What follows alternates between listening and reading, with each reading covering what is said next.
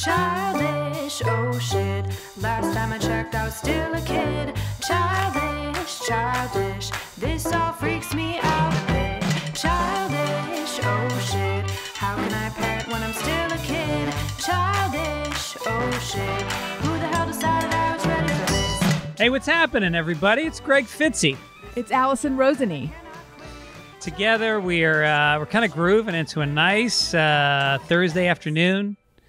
We've had a summer here in LA that can't be described quite as an LA summer. It's been hovering in the low 70s, which is pleasant. But it's not hot. It's not beach weather. You and I don't live in the same part of town. So where you are, it's 70s. It's like a good 10 to 20 degrees hotter where I am. However, it's only 80, which is like really temperate for Burbank right now. It should be like 103 right now over here. It is amazing. We're like about 10 miles apart from each other, and it's 20 degrees different. Mm-hmm. And that's the big argument against living in the valley, or I guess in any valley. And people would tell us that, but it's just, what can I say? You got a bigger yard than me. I do. You got a slip and slide going back there? No, we bought an inflatable pool that has a little slide attached to it. And you hook the hose up to it, and there's these little sprinklers that come down and like keep the slide wet so the kids can slide. But Elliot is afraid of the water, so we have to turn it off, and then he like sticks to the slide on his way down. Yeah. It's wonderful. It's perfect. It is kind of perfect. I mean, it sounds like fun. At least they're getting in a pool. Is there a pool that you guys usually go to if it weren't COVID? No. I think that if it weren't COVID, we would try to take a vacation at some point. Right. But no, they have never. They don't. We actually had signed up for swimming lessons for Elliot, but that got canceled. Oh. Yeah. Yeah, that's a good idea to teach your kid how to swim. You ever see those videos of those like little newborns and they just toss them in the water and they swim? Yes. And also there's this thing called ISR, Infant Swim Rescue, and Daniel's cousin teaches it. And it's where they teach little babies how to like roll and get to the top of the water. But in order to do it, they're taking terrified babies and like holding them underwater. And it's stuff that it's too intense for my blood. I used to throw Owen and JoJo around when they were like probably 6 months to 9 months. I would plunge them under and then pick them up really fast, and they laughed. They loved it. I think it is good for kids at a young age. And then JoJo loves the water now. Mm-hmm. And what about Owen? Hates my guts. I have a question for you. Oh, here we go. No, before we get to that, let's talk about what's really going on, Mr. Glassy Wide Eyes. Do I look glassy wide-eyed? You told me that you microdosed mushrooms about an hour ago. So to me, you do, but I don't know if maybe it's because I'm imagining that you look different. But to me, you do look a little bit altered. I don't feel that altered. My one of my neighbors has like a hippy dippy friend from up in Temescal Canyon, and he's making these capsules that have some mushrooms in them, and then some herbs. Like it's his own little concoction. He says that it's going to create productivity, creativity, and it's like just the slightest. It's a nice little feeling. I wouldn't even call it high. It's approaching high, but it's like I was really looking forward to just talking to you. I took it 2 hours ago. Well, then I know you're altered. Yes. For the last hour, I've just been like, I need some Alison. I need to groove on some Childish stuff. This sounds like an amazing drug. Yeah, it's pretty good. I should give it to everyone. Like, it sounds like I should give it to them like an hour before I arrive. Yeah, I took it once before and I had the same experience. I got tons of shit done. I just sat in my office and I went from project to project. Now I do 30 minutes of writing when I first wake up in the morning. Mm-hmm. And I hadn't done it that morning, so I did it in the afternoon. And I ended up going for like an hour, just writing. And but I'm due for like a real full mushroom trip though, which I think I'm going to do at the end of the month. I'm going to Catalina Island with a buddy. and we're gonna stay in a cabin, and I think we're gonna go deep. You know, we've talked about this before. I've never done mushrooms. Really? Yeah, and Daniel's a big fan, although he hasn't done them in years. But Maybe he wants to go to Catalina end of August. Have a big dude mushroom trip fest. I would love to do that with Daniel because he and I have never really spent a lot of time together.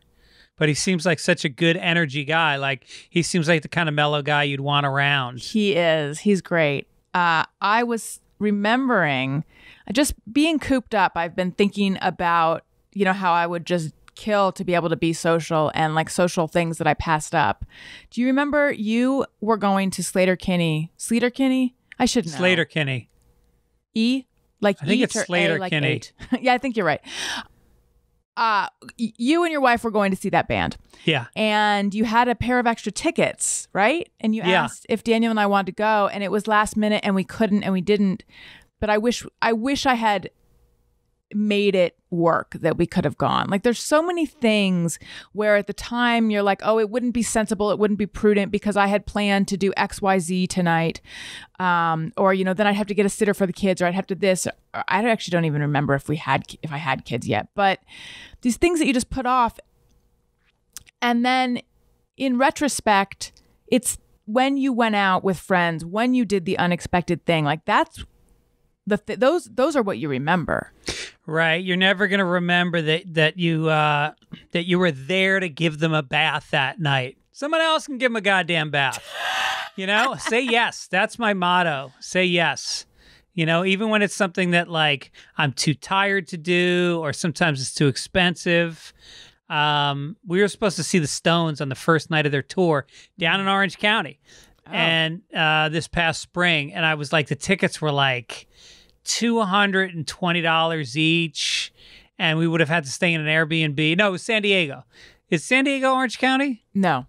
It was San Diego, and we would have to stay in an Airbnb and all.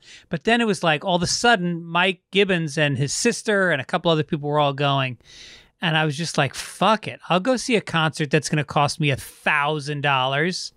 It's the Stones. Well, could be the last time I ever see them. And then did you go, or did it get canceled? COVID-19. The worst of the COVIDs so far. Yep. That sucks. Did you get a refund? Oh, yeah. Probably. Oh, you did? Yeah, we got a refund. For your tickets, you did? Yeah, well, they canceled the concert. Because we have tickets to another hot once-in-a-lifetime show. And by that, I'm referring to My Fair Lady at the Pantages. Oh, wow. And it was supposed to be July 3rd. And they're not giving refunds because they say if it's canceled, and I believe this is Ticketmaster policy, if it's canceled, we'll give refunds. But this is just being rescheduled. It's like, really? How many times are you going to reschedule it? Like, when is this really going to come back? That's not cool. Ticketmaster blows donkey cock. They are the worst company. And they, like so many bad companies that blow donkey cock, they really are kind of the only game in town, right? No, they're a monopoly. And not only are they a monopoly for ticket selling, they are owned by Live Nation. Live Nation owns the venues. Live Nation owns the radio stations that promote the concerts. So if you're not going Live Nation, you're going to have a hard time getting a venue you want. Mm-hmm. You're going to have a hard time getting radio support to promote the dates. And if you're not using Ticketmaster, good luck. I remember Pearl Jam. Remember Pearl Jam did a big, we're not going to use Ticketmaster. Right. And it didn't work. They finally gave in and ended up using Ticketmaster. I remember, because wasn't there a time before service charges? Because I remember when everyone started getting really angry about service charges, or maybe like they found out that service charges were being tacked on and they didn't know there's before. Like a triple dip thing happening. There's like, they're dipping it 2 or 3 times on the charge. There's like a delivery charge, even though it's going to your phone. Right. Yeah. Listen, Greg and I stand for a lot of things, and one of them is we're anti-corporate, we're anti the man. We're like, speaking of which, if you're looking for insurance these days, I can't tell you. And people think about life insurance and they say, can I get, we're doing that later. I was tucking in for you to do it now. Can I tell you something? Yeah. Last week I talked at length about something that's at the forefront of all of our minds, hose storage. Because I didn't want my hose just flopping around. And it's kinking up when I try to unspool it. And I talked a lot can relate. I can relate. You thought that I was about to go into an ad, but I wasn't. Yep. And Pete, our producer, told me that he 100% thought I was about to go into an ad as well. I don't know how to take that. Does that mean does that mean that I sounded somewhat artificial when talking about hose storage, which I'm not, I'm passionate about it? Or does it mean that I just speak from the heart so well on ads that it all blends together? I'm going to go with that one. Well, you have a certain intonation. Like I know sometimes you'll be like, you ever want Owen to take a bath? I find the best way is encourage him, give him some toys, and everything works out great. Owen. Speaking of O2. Right. Have you thought of having a child looking to be uncomfortable for 9 months? I recommend pregnancy. Anyway, let's get to my question for you, Greg, because you have had kids for way longer and you've had kids that have been out in the world and whatnot. Elliot was especially gassy one morning, and I told him he was a fart machine. That's funny. And he thought that was so funny that he repeated it like 100,000 times. He found a way to wedge it into conversation. He let Daniel, Daddy, I'm a fart machine. But he says it like gwart. I'm a gwart machine.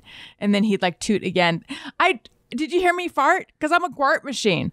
And we're on like day 6 million of him being a gwart machine.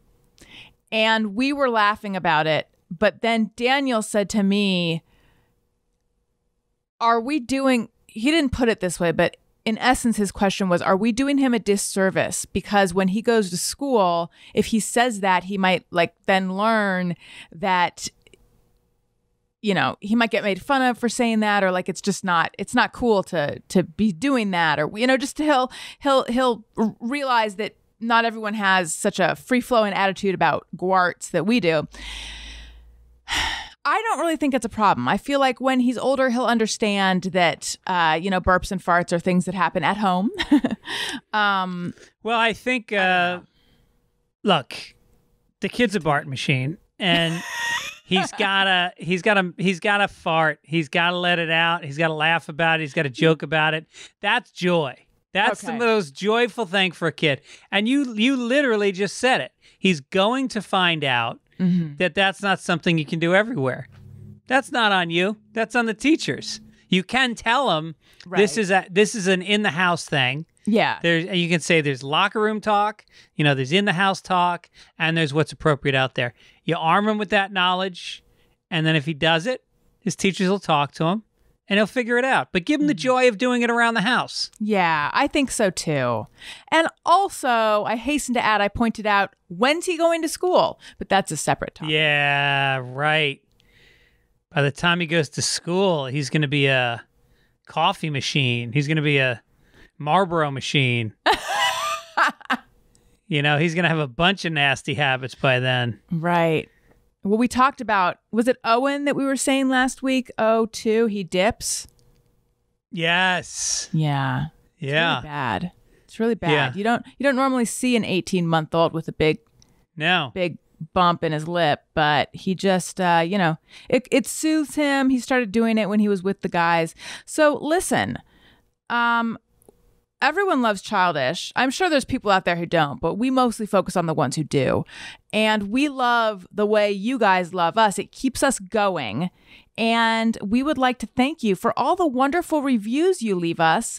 And even though it makes Greg uncomfortable, I'm just staring into those big saucer-like drugged eyes of yours, Greg.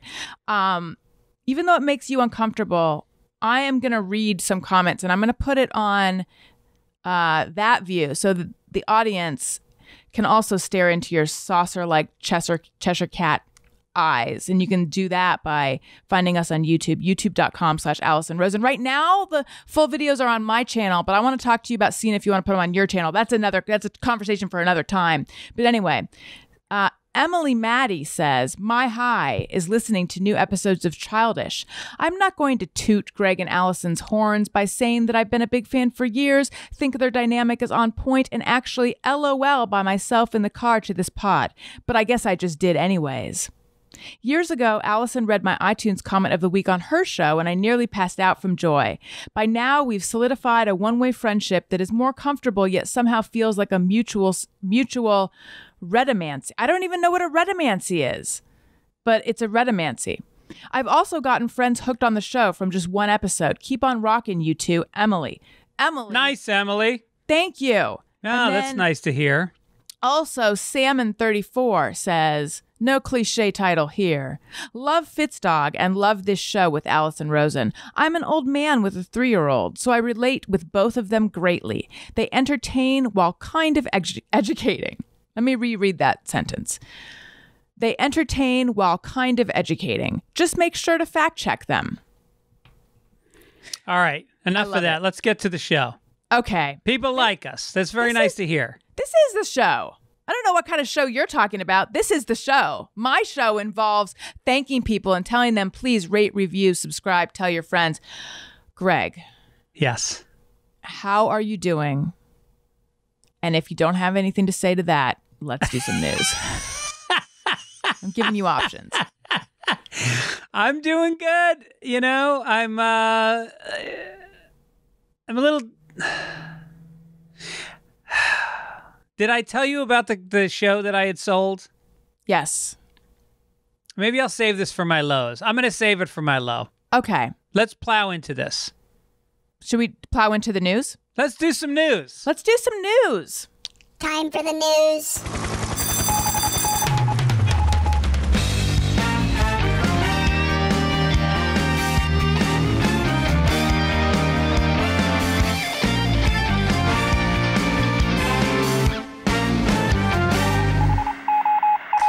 All right. So last week we talked about studies, small studies, but studies that said that little kids rarely transmitted COVID. And this is something I've heard quite a bit. I've heard a couple doctors that I know personally say this, like, oh, little kids don't transmit COVID, or they very rarely transmit COVID. And just personally, this gave me pause because I was thinking, well, maybe we should send Elliot to preschool, you know, if there's not really a chance of it happening there. And then a listener named Amy texted us an article saying, actually, now scientists are reversing what they thought because studies have come out saying that little kids have a much greater viral load. Like in their nostrils, they have 10 to 100% more COVID-19 virus than adults do. Not all of them, but some of them. And that greater viral load correlates with possibly correlates with like a more serious case of COVID, and that little kids actually could be super spreaders.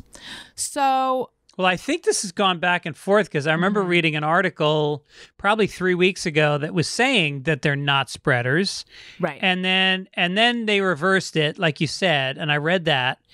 And then our commander-in-chief came out yesterday, and he started talking about that kids rarely spread it, and kids are safe. And that was such a mistruth, untruth, that Twitter suspended his account. See, I didn't even... And Facebook took the information down.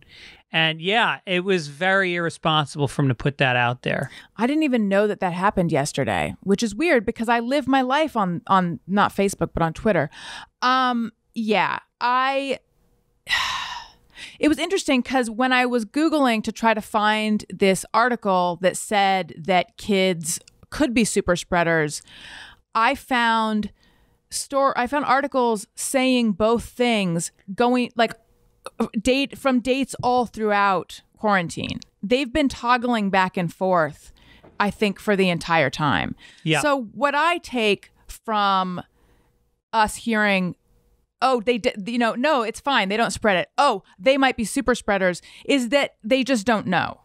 And that I think the way scientists and doctors work is they go on whatever the latest research is. And these are small studies and they are finding, and they're contradicting each other.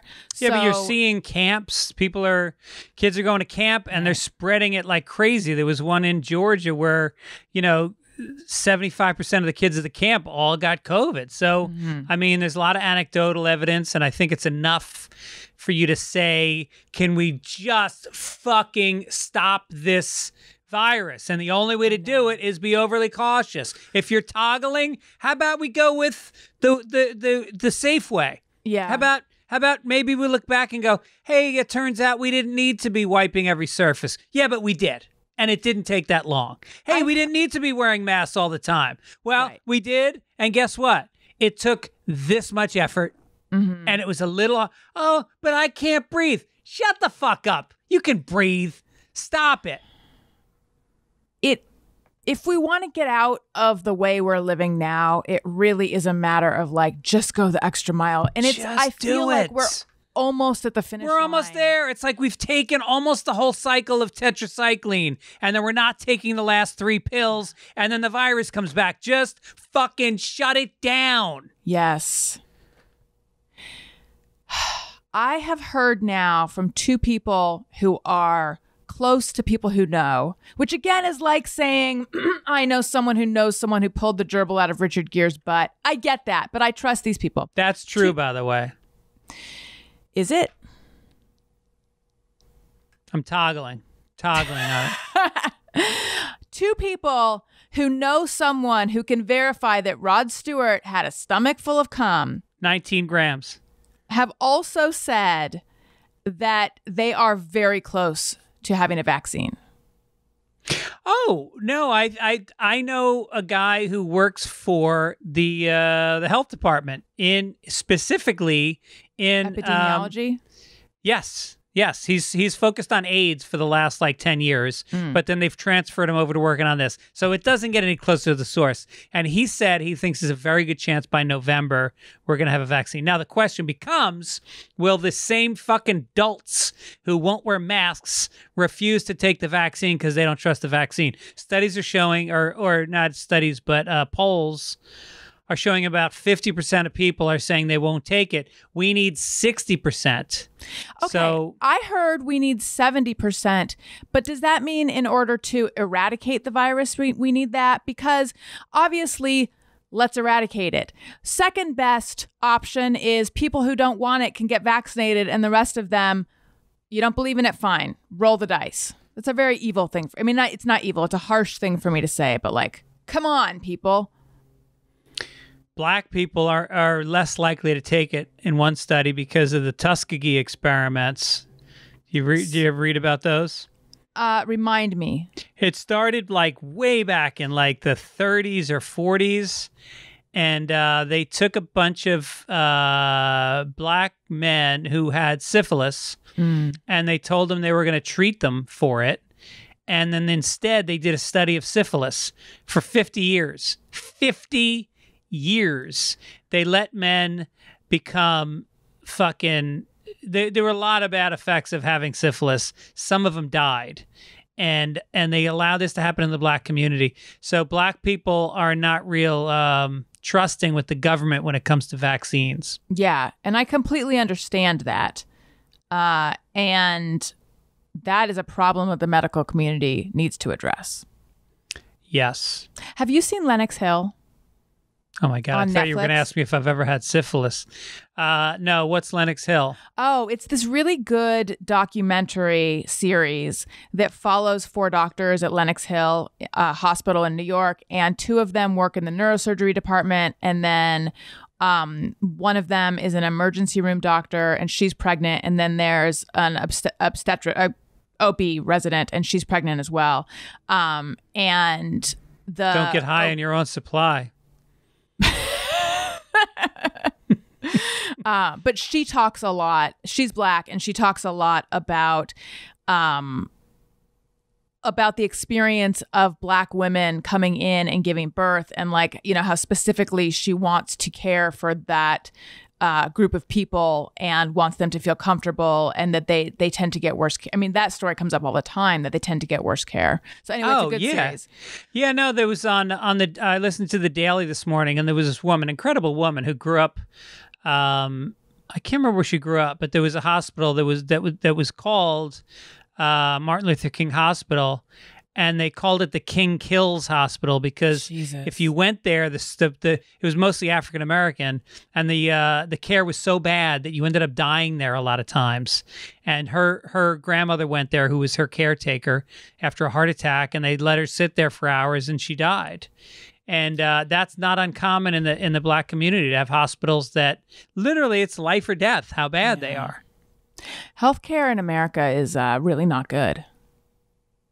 And it used to be number one, I think. It's pretty shitty. I know that you're talking about specific populations. Well, of developed nations, we have we're one of the only ones that does not have socialized medicine, right. And we have the highest per person costs for health coverage of any other nation.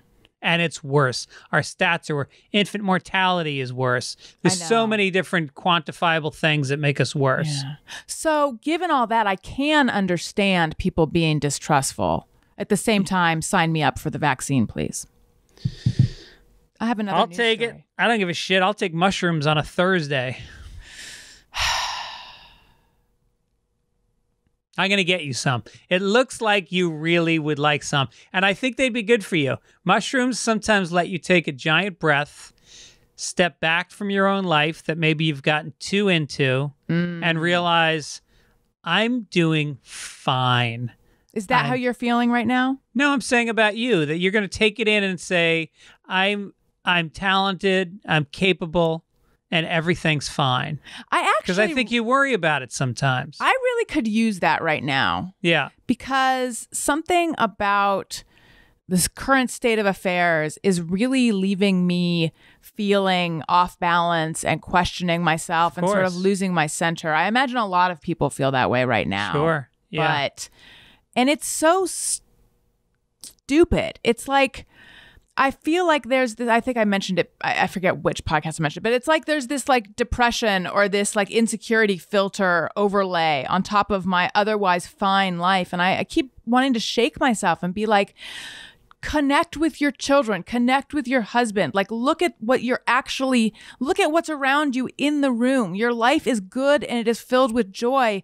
Why are you stressed about this like stuff that doesn't matter and like really isn't, it doesn't even exist. It's like virtual problems. Yeah, and it really is. You hear about those little aphorisms and those little stories about old people looking back on their life. You know, the whole I wish I'd eaten more ice cream. And what you were talking about earlier is like, let me get out of my comfort zone and do those things that are going to be the memories later. And I think during these times, you're even less apt to take those chances because somebody described it to me as like life, your needs are like a pyramid and the bottom is security. Do I have a place to live? Do I have food to eat? Is my family safe? And then as you go up to the next level, it becomes, what are my passions? What's going to fulfill me? And then you get to the next level and it's like, how do I help others? And so it goes up. But when you are where we are right now with the pandemic, we are sort of grounded in that bottom level and it's very hard to get above it. I believe what you're talking about is Maslow's hierarchy of needs. And at the very top is self-actualization, unless this is like another version of no, that sounds about right. Yeah. I know. I think that there's this human tendency to just normalize things. So we write off the idea that what we're feeling, like I write it off. You know, I'm like, why am I stressed? Why am I scared? Why am I anxious? Why am I this? Why am I that? And it's like, well, the rug was pulled out from under all of us. Like this is an unprecedented, crazy time. It just feels sort of akin to normal time. Like we've made it feel normal. And we don't have religion anymore. And believe me, I'm not pro-religion, but it did during times like this, during pandemics, religion really helped people. It helped you believe that there was something after this, that there was a meaning to everything, and that you could trust that you were being taken care of, if not in this life, then in another one. And I think in the absence of that, it's very hard for us to rationalize the supernatural. Right.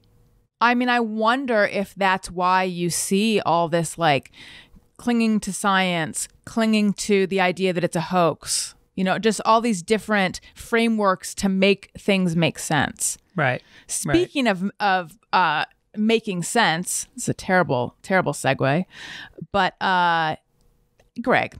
Yeah. How do you think sperm moves? From my groin to my belly button, usually. And then it often heads into a sock, right?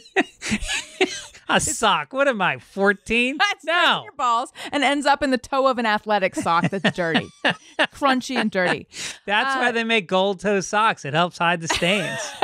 So for years and years and years, scientists thought that sperm moved by wiggling. So, sperm are teeny tiny, and they moved by wiggling their tail back and forth, and that propelled the sperm to the egg. And just recently, scientists were able to use microscopes that are so strong that they can see how sperm actually move. And it turns out that their understanding of it was wrong this entire time. Sperm actually, their tail does not go back and forth. It only goes to one side. It like waggles to one side. And then you think, oh, well, then why don't they just go in a circle? And the way that they counteract like that picture a fish like a whale, and it only has one fin on one side. Yes, kind of like that. Or a boat with one oar. Yeah. The way they do it is they their head like the whole body rotates as they swim, sort of like an otter, or if you happen to be I know you're president of the Otter Mobility Society and you're very into how otters move, but they basically sperm corkscrew their way to the egg. And it's because scientists were looking down on them, which I guess you'd have to, unless they had like first person view cameras. They were looking down on them and they were moving so fast and they're so tiny that as sperm corkscrewed their way to the egg, it looked like they were going back and forth. When in fact, yes, they're spinning. They're having fun. Spinning. They are. They're going this way. They're like synchronized swimmers, They're dancing. They're going like this, and they're having fun. They're going to the egg, and they're having some fun. We could all take a lesson from our friend, the sperm. Ah, the sperm. Sticky, full of life, against all odds. Because that's the thing. When you're a sperm, you got like a 1 in a million chance. You might as well have fun. Enjoy the journey, not the destination. Apparently, the distance from where they live to the sock or the egg is like, it's like us climbing Everest. Yeah. It's huge. And over 50 million sperm fail to reach the egg. This I thought was interesting. So sperm was first discovered in 1677. And at the beginning, I first discovered it in 1981. I feel like I discovered it in the 90s, but I was kind of late. I was a late bloomer. Initially, they thought that sperm contained a tiny miniature human called a homunculus. You've probably heard that before, right? No, I didn't know that. Yeah. They thought that there was like a tiny, tiny little person inside a sperm, and the egg just gave it an environment to grow. People who believe that were called preformationists. They were called Catholics. I mean, that was literally why you were told not to masturbate by the Catholic Church. They thought the sperm was the life. That's so interesting. And then epigeneticists or epigeneticists argued that both males and females contributed to form a new being, which is what's right. That's right. Women contribute. A little. Yeah, you can't look down on sperm, and women contribute. That's what we've learned. There is something about growing a baby in your belly, though, that I didn't realize until I was pregnant and learned more about it. I think I thought that like your body is somehow making the organs for the baby and like that your body is contributing to the growth of the baby. But really, all the ingredients for that baby are inside the embryo, and you're just creating a hospitable environment for it. I don't know about you guys, but schooling at home is quite an adjustment. It's Oh boy, tell me about it. It's crazy, right? Yep. It's crazy that we're doing this. It's crazier Never been done before. Never been done before. It shouldn't in have America. to be done. You know who's done it before? Who? Laurel Springs. Oh, They sure, have yeah. been doing online learning for nearly 30 years. As the experts in online learning, Laurel Springs has the tools and the curriculum your child needs to maintain their learning unhindered by whatever the future holds. Their flexible learning programs designed for students in kindergarten through 12th grade offer challenging and diverse courses, and Laurel Springs is accredited by the Western Association of Schools and Colleges and Cognia, which means their transcripts are recognized by colleges and universities worldwide. Register your child at laurelsprings.com/childish today and receive a waived registration fee. That's laurelsprings.com/childish for your waived registration fee. laurelsprings.com/childish. Also, when it comes to kids' clothing, there are so many options out there, but I want to tell you guys about one that I have become obsessed with and passionate about. It's all you talk about. Yeah. All I talk, I know, Rockets of Awesome. Some of my favorite clothes of Elliot's are from Rockets of Awesome, and it just got 10 times better because they have a magical box of kids' clothes that you can have delivered straight to your door each season 4 times a year. This brand designs the coolest kids' clothes, size 2 through 14, with special details and super soft fabrics that your kids will want to wear every day, plus quality you can depend on. It's a game changer for my family, and you're going to love it as well. So they constantly deliver high-quality, stylish clothes. There's insane savings. If you keep everything in your box, you can save up to 45%. And the larger the box, 5, 8, or 12 items, the bigger the savings. Kids love their designs. There's flip sequins. I love flip sequins. Glow-in-the-dark details, 3D graphics. They're like scratch-free, itch-free. They rarely have tags. You have complete control over what comes in your child's box. Choose how many items, swap out items, no commitment, cancel or skip anytime, no risk guarantee. Pay the $20 styling fee up front, and they credit it toward anything you keep. It's super easy. You just take a short quiz about your child's style preferences and then choose what size box you want. It's super fun. Rockets of Awesome makes shopping for kids' clothes easy, convenient, and actually quite fun for the whole family. Take their quiz and sign up today risk-free at rocketsofawesome.com/childish. Use promo code childish for 20% off your first box. That's rocketsofawesome.com/childish and use promo code childish. We talk about these hard times and you get existential and you worry we're at the bottom level of the pyramid. And when you're there, you need life insurance. Is it hard to get right now? That's what people would imagine. Seems logical. Nope. Just the opposite. Right now, you can get out there with Policygenius and compare life insurance and save about $1,500 while you're doing it. And, if you're going to have life insurance for a long time, even for a decade, the savings really add up. So here's what you do. You go to policygenius.com. In minutes, you work out how much coverage you need. Like for me, with my kids, we got a term in policy that lasted until my daughter was out of college. So from the time she was born. So we got like a, 25-year policy or something. And it's different for every person, depending on if you own your house, how much equity you have in your house, how much savings. This helps you calculate it and figure it out. And then you apply for your lowest price, and then Policygenius, the team steps in. Paperwork, the red tape, they've done it. They're geniuses at it. They're going to take care of it. So they're working for you. It's not the insurance company. So if you hit a bump during the process, they take care of it. They even have policies which allow eligible customers to skip the in-person medical exam. They came to my house, started asking me about my dead parents, and I was like, hey, take it easy. So you don't have to do that now. You do it over the phone. They got a 5-star rating across 1,600 reviews. So if you need life insurance, head to policygenius.com right now and get started. You could save $1,500 or more by comparing quotes on their marketplace. Policygenius, when it comes to insurance, it's nice to get it right. Okay. Let's get back to the show, already in progress. Do it. Greg, should we do some highs and lows? I'd like to start. Do it. Lows. I have been playing with guns lately. What? Yep. So, first of all, What? well, you saw my Instagram account, right? With the BB gun? Yes. But I couldn't.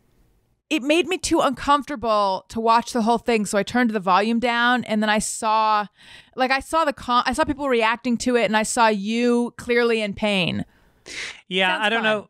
We're so bored at my house, and my nephew is staying with us, and he's a guy who was almost a Navy SEAL. I've told you about him. Rowan. He's Rowan. He's from South Africa, and I never feel manly around him because he's so manly, and so so I've got this BB gun, and I pulled it off the shelf, and I said, let's shoot each other. So I shot him, and he took it like a man. Where'd you shoot him? In the ass. Okay. And then he pumped it up, but I think he pumped it. We were only supposed to pump it 3 times. I think he did 4. And he shot me in the ass. And that thing, it was like somebody pinched me as hard as they could and then twisted it and then squoze harder. It just kept going. A titty twister on your buns. So that went on Instagram. So anyway, so he convinces us last night to go to a gun range and shoot. He's got 2 guns. One's a 45 and one is a Glock or something. Mm-hmm. And so I've never shot a gun in my life. I'm 54, never shot a gun. So we go down to by LAX. They got this shooting range, and you're waiting to go in, and it's like it's a bunch of people that you don't want to have guns, and they've all got guns. Tell me more. And so, and you don't want to be rude online. Everyone's packing. And so you go in and they give you a little stall. Mm-hmm. And my nephew's like, he knows everything. He's been a gun guy for his whole life. And so we loaded it up, and you take the cartridge and you slap it in and you cock it back, and then you aim at the target, which was a woman being held around the neck by a man. Is it like a drawing? Yeah. And you're supposed to shoot the guy. Right. But I took out both her eyes, not trying. I was so fucking bad. And I realized, like, you watch the movies and you see people grab guns and start, shoot this guy, shoot that guy. Everybody gets shot. Everybody dies right away. I couldn't hit the fucking target. Oh, no. I was all over the place. It's really hard. I never thought about that, but like, I always just suspected, like, I could probably do it. I'm probably good at shooting a gun. Turns out I'm probably not.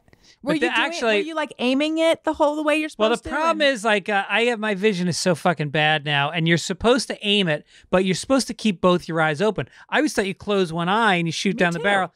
You keep them both open, but you figure out which is your strong eye, and you kind of, I don't know. Anyway, I couldn't see well. My daughter gets up there, pop, pop, pop, pop, all right near the bullseye. Nails it. Yeah. What was the bullseye? His head or his chest? His head, his face. Face. Yeah. Has she ever shot a gun before? No. Wow. Go JoJo. Yeah, JoJo tore it up. So we shot for I guess like 45 minutes we shot, and then we walk out and I get the bill, $175. So that's an expensive habit. Yeah. Wow. That's an expensive hobby to have. Is it? Because the problem is that the bullets are, everybody's buying up bullets all around the country because they think that there's going to be social unrest, and everybody's afraid. And so they can't make bullets fast enough, and they're gouging people. They used to be $10 a box, and now they're $30 a box. So we went through like 3 boxes of shells. And do they charge you by the time as well, or is it you just pay for and also bullets? both. And there's no age limit. It's like anyone can go. As long as you have somebody with you that's like trained with a gun, then you can go. Yeah. Did Erin go? Yeah, she did pretty good. She did pretty good. I mean, the thing really kicks. It's got the 45 especially. It really jumps back in your hand and it's loud. You wear the headphones. Were you the worst one? I wasn't good. I wasn't that good. I don't feel like I can protect my family. But they can protect you. Yes, that's all that matters. So do you think you'll go again? Like, was it Yeah, fun? I think I'd do it again. I want to go with a rifle next time, though. I like shooting rifles. All right, what's your high? My high. It's so silly, but Elliot said to me, Owen was napping, and Elliot said to me, Mommy, I love Owen. He's my cutie. And for some reason, it like put this dumb smile on my face that wouldn't fade for like 2 hours. Yeah. I don't know why. It's so weird. I mean, it's like obviously really, really cute and sweet, but there's something about when your kids express affection for one another that just like a shot of love to my heart. It reminded me of like the feeling of when I was falling in love with Daniel, just this like the world can be a happy, good place. And I just felt like I was like in this cocoon of happiness. Yeah. You need that, don't you? Fill the well a little bit for the hard times. Yeah. He also has referred, not that time, but he also has started referring to Owen as his sweetie, which is very sweet. Oh, that's nice. Just makes me, it's like, I go into like almost like a cat with catnip. Okay, I've never had a cat, so I don't know how they act with catnip. It gives me like a little bit of a high. How affectionate are they with each other physically? Well, Elliot has started going up to Owen and like kind of grabbing him and giving him a kiss on his cheek, which is so sweet. It's so sweet, but I'm always a little bit worried that he's gonna like, because Owen, he's now walking all around, but it's kind of new that he's walking. So I'm worried that Elliot's gonna like knock him over or pull him down, because Elliot does it without an awareness of where Owen's trying to go. Right. But it's very sweet. And then is Owen affectionate to Elliot? He'll kind of come over and like lean on Elliot, but it's they're sweet. It's sweet. Oh, except for nice. when they're not. Yeah. My low also involves guns. So we were shooting each other in the ass with a BB gun, and then we started shooting a can off the hot tub, because that's what you do when you're 54 years old. And I put a couple towels up on our fence between our house and our neighbor's house. And, we're shooting away. We're hitting the cans. JoJo's taking some shots. Owen, Rowan. And then we go have some dinner. Go to sleep, wake up this morning, and I get a text from my next door neighbor who has a broken window and is wondering if we have a BB gun. How tempted were you to say no? I felt like I was 12 years old again. I literally froze, and I was like, should I lie? Should I get rid of the BB gun? What am I going to tell mom and dad? And I really love my neighbors. They're great. And so, I immediately texted him back, like, I'm so sorry.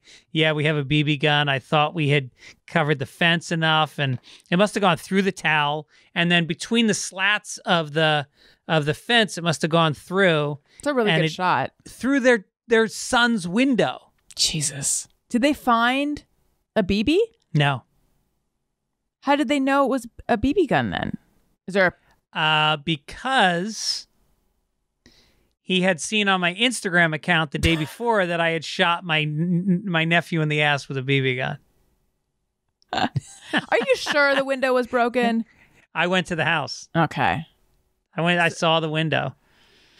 Who do you think had shot? Like, which one of you guys was it? You didn't hear I a don't window know. break or anything? I really don't know. We didn't shoot it that many times, and we didn't pump it up that hard because I didn't want it going anywhere crazy. Right. But no, so I went over and apologized, and I gave him the gun because he's got two sons, and they've got a house. They got a house up in the country. I said, why don't you take this up to the country where it belongs? And we don't need it in our house anymore.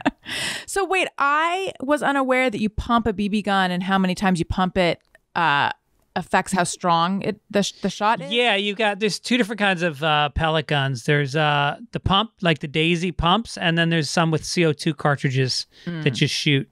So this is a pump. And you know, for a regular shot, you pump it 3 or 4 times. And is that what buckshot is, or is that something else? Buckshot is a shotgun. That's what comes out of a shotgun. I think. What do I know about guns? Somebody's going to write in and say, Greg has no idea what he's talking about. I don't. And I don't own a gun anymore, so I'm off the hook. There's no more guns in my life. Have you ever thought of owning a gun? Briefly. But I realize now after shooting the gun that my abilities are so poor that I would more likely kill somebody else than the person I'm trying to kill. Yeah. Yeah, I think everyone knows I'm very anti-gun. I'm very afraid of them. I believe in strong gun legislation. And yet I find myself when I feel real worried about things being like, maybe we should own a gun. And then I think, no, we shouldn't, because that would not, I feel the only way to safely have one in the house would mean it's so locked up that in an emergency when you'd need it, you wouldn't really be able to get it. Yeah, you either have to stick it down your pants or you got to not get it. It's got to be down your pants. It can be in the back of your belt. That's fine. My nephew has, he can carry because he was in the Navy. And he's got a special license, so he's allowed to carry. But then he's got to get this other license, another kind of permit, so he can open carry. How much manlier is he than you? He is quite a bit more manly. He is, when he goes for runs, he'll run like 7 miles, and he'll do it about 2 to 3 miles per hour faster than me. And we hung up a heavy bag in our backyard 2 months ago. I've been hitting away. First time he hits it, knocks it off the fucking post. He only eats meat. He'll come home and he'll bring like 6 or 7 pounds of steak for our family, and he'll eat like half of it. Does he hunt? I don't know. Does he hunt the most dangerous game? I bet he does. He's South African, so I'm sure he's hunted. Milo. So Owen likes O2. Both of my kids like to do this. They like to just stand there and then bonk their head into things. I don't know why. It doesn't seem fun to me. But like oftentimes they'll do it on the couch. They'll just be like bonk, but like hitting their head on the couch and then giggling and stuff. But Owen bonked his head into the corner of a table that's in Elliot's room that has never been a problem. But of course, now I see it and I'm like, oh my God, what were we doing with the table that has corners in Elliot's room? So he hit his, like right below his eyebrow, like in between his eyebrow and his eye, he got hit himself and he got a bruise. And the bruise is pretty bad. It looks like he's wearing eyeshadow.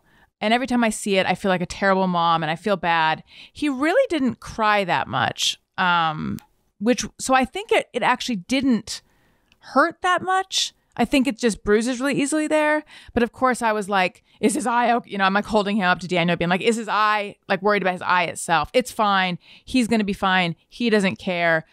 I just feel every time I see it, I feel like an asshole. Do you feel self-conscious when you have him out in public that somebody's going to think that you hit your kid?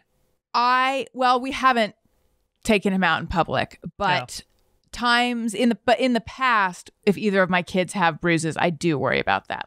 Very intensely. What about you? Well, one time, my wife has a thing where she passes out sometimes. And we don't really know why. And one time when we were dating, she fell in the morning and cracked herself on the toilet. And I had to take her into the hospital, St. Vincent's in New York. And she had a giant welt. And we walked into the emergency room and I was kind of helping her. And everybody in that emergency room looked at me like, you motherfucker. Yeah. I think somebody even said something. But I swear to God, she hit a toilet.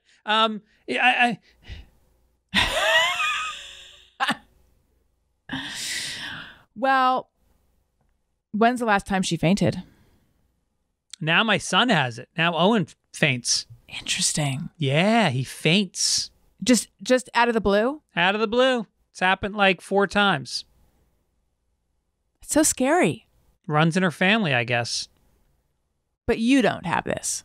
No, Have you ever fainted? I don't think so. I've had people choke me out.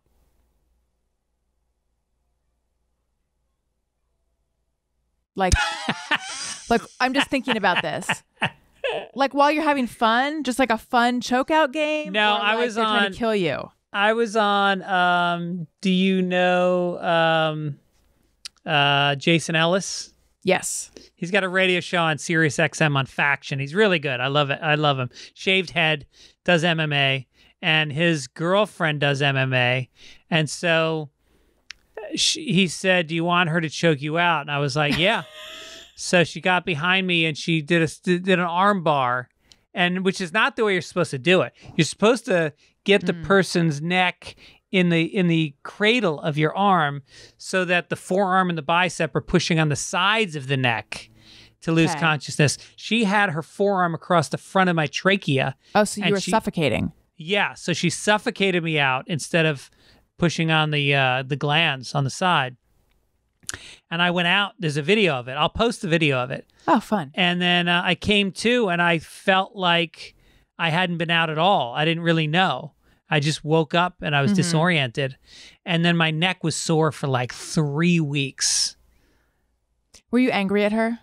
Yeah, I was. I Yeah. was. I mean, if you're going to do something like that, that's dangerous. Do it right. That's what I was going to say. If someone lost consciousness on my watch, regardless of whether I had choked them out or not, it would panic me. It would scare the hell out of me because Yeah. I'm not so comfortable with like people being in and out of consciousness. And you'd go to jail. You would go to jail if you killed them. Do you ever Don't have you think? Yes. Yeah. Yes, I do. Do you ever have dreams that you've killed someone? Yeah, all the time. Those aren't fun. No, they're not. It makes me wonder how people live with having done it. Speaking of stuff like that, did I tell you that we're watching The Americans? I think you were saying that it's like one of you said it's like in your top 3 and then you downgraded it a number of times, but you really love it. So Definitely top 5. I feel like if I give you long enough, you're going to downgrade it again. No, top 4. Top 4, top 5. So Daniel and I watched the first season when it aired originally, which was like 2013. And then now we've decided to dive into the second season. We're about halfway through the second season. We remember nothing from the first season and we refuse to go back. So basically, first season is just shorthand for I don't know, I have no idea, but the answer is there, but we're not going to find it. Because I'll be like, wait, but why is that happening? He'll just be like, first season. So If you go to Wikipedia, you can read the summaries. I need to read. Yeah, I need to do that because so many. It's really a mystery that's not meant to be a mystery. Oh no, I've watched most of the Homelands, and I don't remember. I started watching a Homeland series. I was 3 episodes in before I went, oh, I've seen this one already. Because it's nighttime. You're exhausted. Right. You're tuning out. You're not retaining anything. That is the problem with Americans, is that you really can't tune out while you watch it. Like, it's dense. Yeah, you kind of have to keep track of everything. And there's multiple stories going on at any given time. At least they don't do the thing that I hate in shows where there's 2 separate characters who look so much alike. It takes you until the second episode and you're like, oh, wait, they're different people. It's going to sound racist, but that happens with Homeland because there's some Middle Eastern people that look very similar to me. Can I say that? If you want. Better not to, though, right? Better not to say that. It's a little bit better not to. Yeah. In Perry Mason, there were a couple characters that looked similar. Yes, I've been watching the same star of the show. Yes, I think that's Rice. What's his name? Matthew Rhys. Matthew Rhys. And did you know that he and Carrie Russell are together? Yeah, that's right. I didn't know that. That makes it all the more exciting. I know. Greg, would you like to do some voicemails? We got a lot of good ones lately. Voicemails or emails? Let's do voicemails. Let's do voicemails. Okay. You rang. Hi, Greg and Alison. My name is Mike, and I'm calling from Sacramento. And I was just wondering, is it too provincial to think of when you get a mortgage on a home that you're going to get a 30-year or 15-year, and your thought is actually to pay that off? Or is it more of today's thinking that you get the 15 or 30 year, you pay it down enough so you can refi and get money out of it, pay for the other things that you want to do, or you just pay it down far enough that you can make a pretty good profit and then move on to the home that you really want? Do you believe that the thinking, let me ask you directly, is your thinking where you take out a 30-year or 15-year mortgage and your thought is that you will pay it off? Anyways, love the podcast. Can't wait to hear my question and your answer. Take care. Bye-bye. All right, my advice is, because look, with a 15-year loan, you're going to get a better rate than a 30-year loan, which means that you're going to spend less money. You're also paying it off in a quicker period of time, so that's going to save you money. But not everybody's in a position to do that. Usually when you buy a house, you're pretty maxed out at what you can afford. Some people, though, they'll buy a house and they'll be in a good financial situation.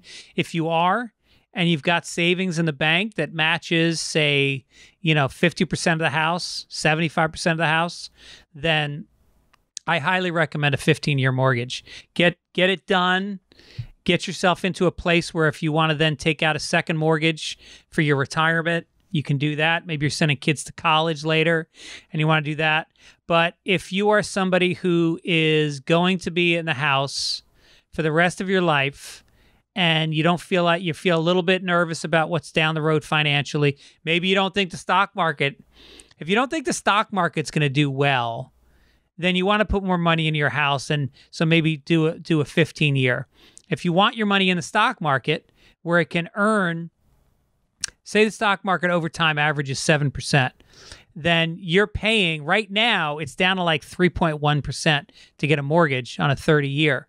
So, which means if you're making 7% in the stock market and paying 3% on your mortgage, you're making 4% on your money and paying off your mortgage at the same time.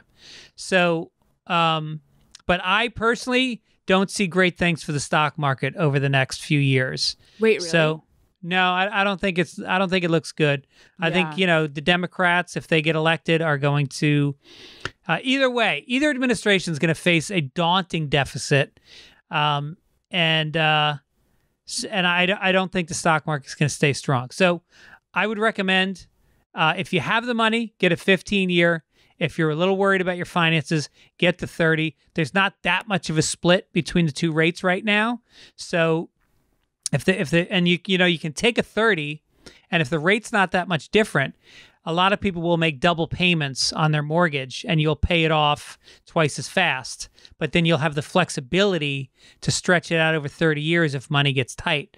So I would err on the side of caution, get a 30-year. Again, if you have the money, get a 15. But if you want to feel comfortable and you're not sure, get the 30-year, make double payments on it. And if you hit hard times, go to a single payment.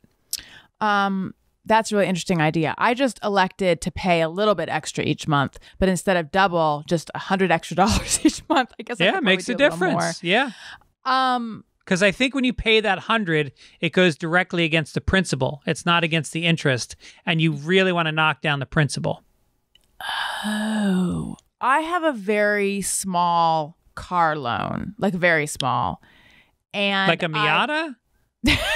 It's just a toy clown car. I borrowed money to buy a toy clown car.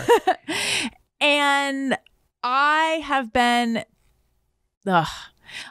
paying a little bit extra each month, but I'll get this notice on the screen that's like, if you want the extra to go toward, no, it doesn't say if you want the extra. It just says, to pay money toward the principal reduction, call this number or write to this, whatever. And I'm like, I can't be bothered to do that. So I'm just going to, so what you're saying is I'm just paying off extra interest.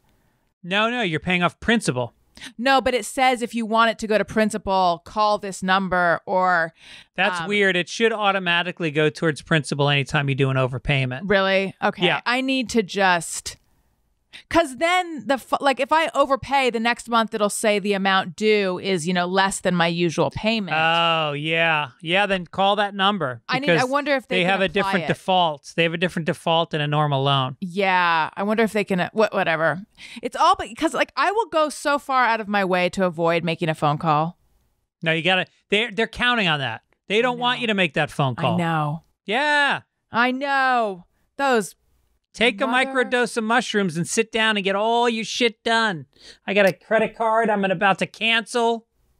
Look at you. I don't want people to see the number on it. No. But that's my credit card. And I got too many credit cards. I lost my wallet the other day. Got stolen out of my car. That wasn't your low? That's a good candidate No, for low. let me explain, Alison Rosen. Okay, Greg Fitzsimmons. I left it in my car because I keep it in my back pocket and it's uncomfortable when I sit down, so I always take it out and I put it in the cup holder. Left it in the cup holder. Must not have locked my car because they didn't break into the car, and the wallet was found across the street. And a neighbor who lives like 4 blocks down happened to pick it up and saw that it was mine and called us, and we got it. And then we found in our yard all the credit cards with a rubber band around them had been thrown over the fence. Like somebody found the credit cards somewhere separate than the wallet. So I got every single thing back except I think I had $100 in the wallet that's gone. Or was your address somewhere in the wallet and the person who stole it just wanted the cash but felt bad and but then they would have just tossed the whole wallet into your yard. That's right. What a weird thing. It's a very weird thing. Did you feel violated? Not that bad, no, because I got it all back so fast that I didn't have time. I felt grateful that I got it all back, because losing your license and your credit cards, and I had a fucking car wash punch card. Oh. 10 of them were punched. Next one free. Still in there. Oh my God. Can't get that back. No. I have coffee bean and tea leaf cards from 20 years ago in old wallets. I wonder if those last a lifetime. Of course they do. They have to. Guess they do. Listen, if you would like to call us, we would love to hear from you. Should we do another call? We could. Sure. Let's do it. Let's do another call. Let's do it. Okay. Hey, Alison and Greg. I just wanted to say I'm listening to the episode where you talk about the sibling rivalry, and just that one little excerpt that you read, I identified with so much as an older child. I had to just stop the podcast and tell you that I am ordering that book on Amazon right now. I have a feeling I will be crying in a ball of tears the same way you were, and I think, it's just perfect. Thank you for reading about it. Thank you for telling me about it. I do have two stepchildren girls, and I want to apply whatever knowledge that book has to helping raise them. So thank you so much for talking about it, and thank you so much for your podcast. I love listening. Bye. She's from North Carolina. Thank you. I'm guessing from that accent. Caller, let us know if you're from North Carolina. And thank you for listening. Thank you for calling in. The book is called Siblings Without Rivalry. It was recommended to me. It's by the women who wrote How to Talk So Your Kids Will Listen and Listen So Your Kids Will Talk. And it's really good. I still have much of it to read because it brought up all this emotion for me. And that's why I was reading a portion of it on the show last week that brought up the emotion for me. But anyway, but it's really good. So get it, and then you can be like our North Carolinian caller. Crazy state, North Carolina. It's the Florida of the Eastern Seaboard. I didn't know that. Yeah, it's always some crazy shit. Started with Jerry Falwell and all those guys, or Jim Baker. Was it Jim Baker? Well, who went to jail? I think so. Yeah. Listen, if you want to call us, you can be from North Carolina, you could be from South Carolina. but that's it. You can reach us at, I'm joking, 805-317-4243. And of course, you can find that number and you can find our email address, childishpod@gmail.com, all that good stuff under the contact tab on our website, childishpod.com. Alison, I feel really good about this episode, and maybe it could be the mushrooms talking, but I feel good.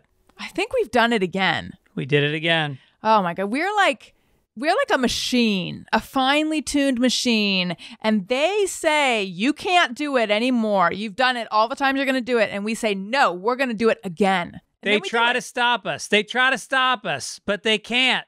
They throw down spike strips and old shoes, things that we're going to trip over. They build walls. They drop bombs, but not us. As long as there's children out there, there's going to be a Childish. Anything you want to plug, Alison? Yes. Listen to my other podcast, Alison Rosen is Your New Best Friend. I just had Melissa Gilbert on. She was nice. Delightful. She was wonderful. And I put the video up on YouTube, youtube.com/Alison Rosen. Please go subscribe. I'm trying to up my YouTube game. It might be too late for me. I'm old, but I'm trying. And then also check out the full videos of Childish. I put on makeup and everything. Greg couldn't look better. Thanks. Check me out on Sunday Papers every Sunday with Mike Gibbons. And then Fitz Dog Radio comes out on Tuesdays, where I interview guests. This past week, I had on... who did I have on? African-American woman Lonnie from Love. The Talk, Lonnie Love. Oh, I love Lonnie. We're all friends. I'm a little spacey right now. Well, here's the thing, though. This is going to air on Wednesday. So who's coming out next week?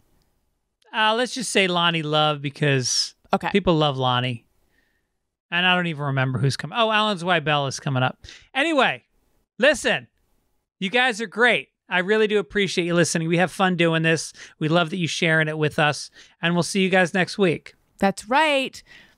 I'm Greg Fitzsimmons. I'm Alison Rosen. And we are Childish. Childish.